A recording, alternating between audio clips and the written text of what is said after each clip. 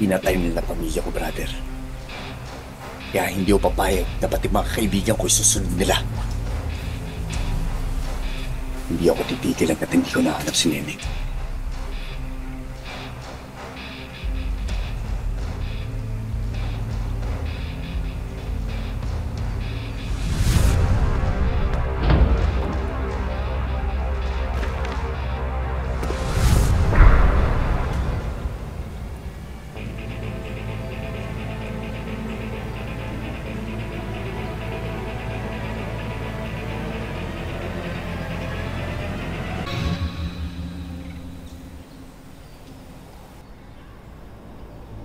Lintik may password.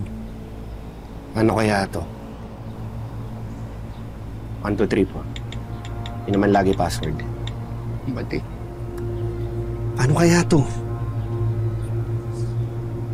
Madugo to.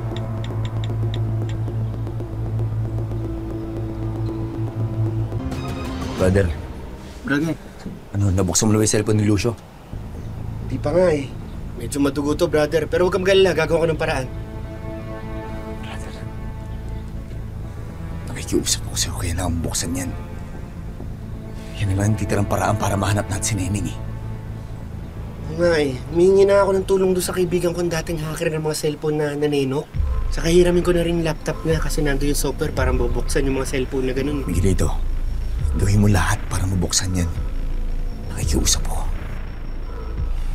Mabubuksan to, brother. Lahat naman ng bagay may paraan eh. Akong bahala. Natatakot ako. Hindi ko alam kung anong pwede nilang gawin kay Neneng. Brother, hawak ko si Ayong. Nakita ko yung kalagayan ng mga babae dun. Kung gaano sila kaawa-awa dun, brother. Kaya brother, hindi ko hahayaan na mangyari to kay Neneng.